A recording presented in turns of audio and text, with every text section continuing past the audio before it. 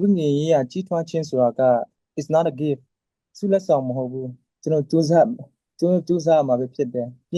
င်းတဲ့သူရဲ့အသက်တာမှာဝိညာဉ်ရေးရာကြီးထွားခြင်းလည်းမရှိနိုင်ပါဘူး ဘုရားသခင်နဲ့မိဂ္ဂါယဖွဲ့တဲ့အစီအစဉ်ကိုပေါ့နော်မပြတ်စည်းအောင်ဆရာအနေနဲ့ဘယ်လိုထိမ့်သိမ့်လေးရှိလဲဟုတ်ကဲ့ဒီအဲ့ဒီဘုရားသခင်နဲ့မိသားစုဖွဲ့ဖို့ quiet time ပေါ့နော် or prayer time ကိုမပြတ်စည်အောင်ထိမ့်သိမ့်ဖို့ဆိုတာက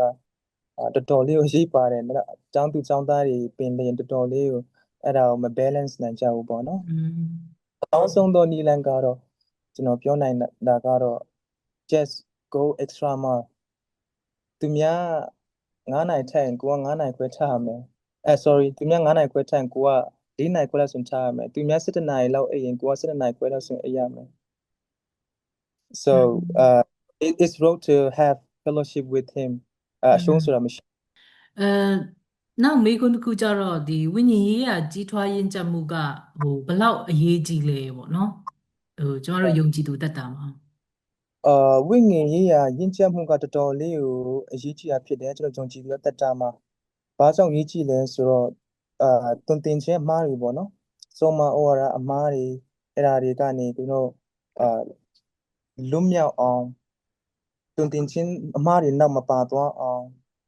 ကျွန်တော်အများကြီးအဲ့ဒီ spiritual growth ကကူညီပေးတယ်ပေါ့နော်အဲ့ဒါကြောင့်ကျွန်တော်ရပြီးတာနဲ့ရက်နေဖို့မဟုတ်ဘဲနဲ့ခရစ်တော်နဲ့တနေ့တခြားပို့တူလာဖို့အတွက်ကျွန်တော်တို့စူးစမ်းမှာဖြစ်ပါတယ်နောက်ဟေပြေးမှာဆိုရင်တော့အရှင်ပေါလုကဘာပြောထားလဲဆိုတော့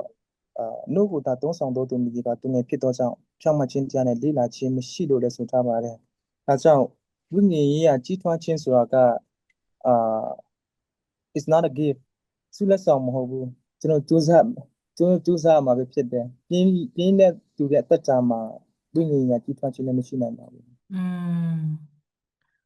ကျေးဇူးတင်နေဆရာ